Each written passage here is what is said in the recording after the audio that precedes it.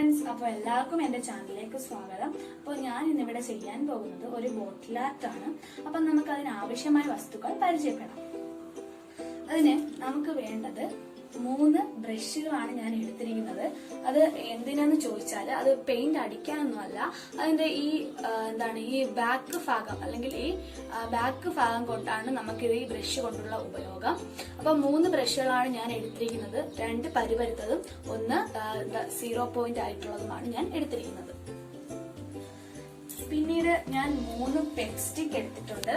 അപ്പോൾ അത് നിങ്ങൾക്ക് ഡിഫറെന്റ് തരത്തിലുള്ള പെപ്സ്റ്റിക് ഉണ്ടെങ്കിൽ എടുക്കുക. എനിക്ക് 2 സൈഡും ഒരേപോലത്തെ പെപ്സ്റ്റിക് ആണ് ഞാൻ എടുത്തിരിക്കുന്നത്. അപ്പൊ നിങ്ങൾക്ക് ഡിഫറെന്റ് ടൈപ്സ് ഉള്ള പെപ്സ്റ്റിക് ഉണ്ടെങ്കിൽ എടുക്കുക. പിന്നീട് ഞാൻ 2 ബഡ്സ് ആണ് എടുത്തിരിക്കുന്നത്.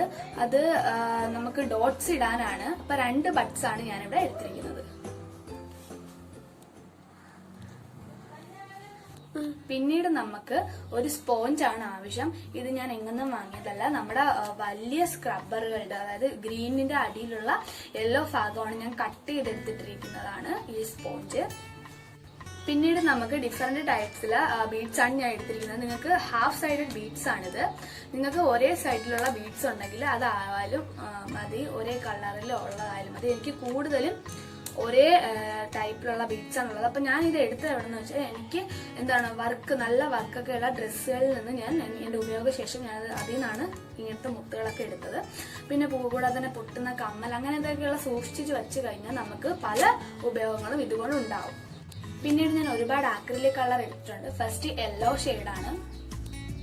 ഇതെല്ലാം തന്നെ ഉപയോഗിക്കുന്നില്ല, എങ്കിലും ഒക്കുന്നതൊക്കെ ഉപയോഗിക്കുന്നുണ്ട്. ബ്ലാക്ക് ഷെയ്ഡ്, നിങ്ങൾക്ക് ഫാബ്രിക് പെയിന്റും ഉപയോഗിക്കാവുന്നതാണ്. വൈറ്റ്,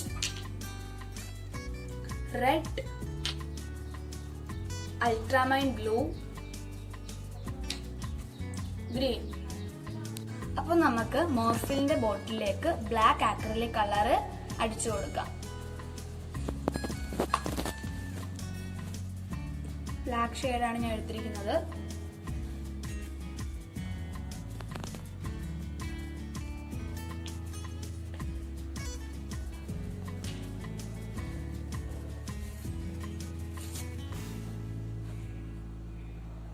നമുക്ക് അപ്ലൈ ചെയ്ത് കൊടുക്കാം. ഇത് ഫുൾ അടിച്ചതിന് ശേഷം നമുക്ക് നോക്കാം. അപ്പോൾ നമ്മൾ ബോട്ടിൽ ഏകദേശം കംപ്ലീറ്റ് ആവാറായിട്ടുണ്ട്. അപ്പോൾ ഞാൻ നിങ്ങളോടെല്ലാം പറയാം, ഈ ചാനൽ ആദ്യമായിട്ടാണ് നിങ്ങൾ കാണുന്നതെങ്കിൽ സബ്സ്ക്രൈബ് ചെയ്യാനും ലൈക്ക് ചെയ്യാനും ഷെയർ ചെയ്യാനും കമന്റ് ചെയ്യാനും മറക്കരുത്. സബ്സ്ക്രൈബ് ചെയ്തിട്ട് അതിന്റെ തൊട്ടടുത്തുള്ള ബെല്ലൈക്കണിൽ ആൾ എന്ന ഓപ്ഷനിൽ കൂടെ ഞെക്കുക.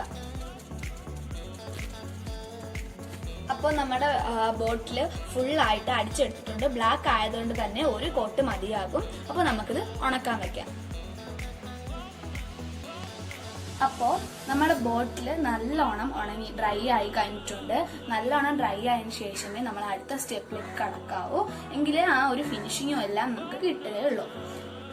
അപ്പോൾ നെക്സ്റ്റ് ഞാൻ ഇവിടെ എടുക്കുന്നതെന്ന് പറയുന്നത് ഡിഫറെന്റ് ഷേപ്സ് ആൻഡ് സൈസസ് ആയിട്ടുള്ള ബീഡ്സ് ആണ്. അപ്പം ഇപ്പോൾ വട്ടം മുത്താണ് വയ്ക്കുന്നതെങ്കിൽ അതിനനുസരിച്ച് തന്നെ ഡിസൈനുകളും വരുന്നതായിരിക്കും. ഇപ്പൊ എനിക്ക് കൂടുതലും ഈ ടൈപ്പ് മുത്തുകളാണ് ഉള്ളത്. ഓക്കെ, അപ്പൊ ഇനി നമുക്ക് മുത്തുകൾ ഒട്ടിച്ച് ബാക്കി സ്റ്റെപ്പ് ഇതിലേക്ക് ചെയ്യാം. ലൈറ്റാണ് ഞാൻ ഇതിനായിട്ട് എടുത്തിരിക്കുന്നത്. അപ്പൊ നമുക്ക് അതിലേക്ക് കടക്കാം.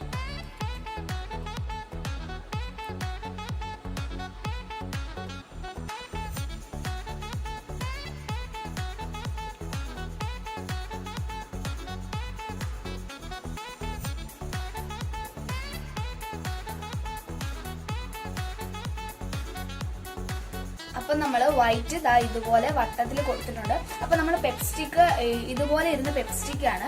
അപ്പൊ അതിന്റെ സൈസ് കൂട്ടാൻ വേണ്ടി ഒന്നുകിൽ ഇങ്ങനെ ഒടിച്ചു കൊടുക്കുക, അല്ലെങ്കിൽ പെയിന്റിന്റെ അളവ് കൂട്ടുക വേണം. അപ്പൊ ഞാൻ ഒടിച്ചു കൊടുക്കുകയാണ് ചെയ്യുന്നത്. അപ്പൊ നമുക്ക് അടുത്ത റെഡ് ആണ് ഞാൻ എടുക്കുന്നത്. അപ്പൊ റെഡും നമുക്ക് ഇതുപോലെ തന്നെ അപ്ലൈ ചെയ്ത് കൊടുക്കാം.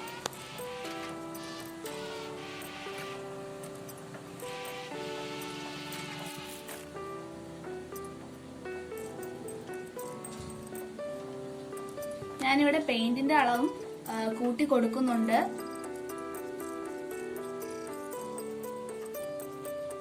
നമ്മള് ഡോട്ട്സ് നല്ലോണം ഇട്ട് കൊടുക്കണം.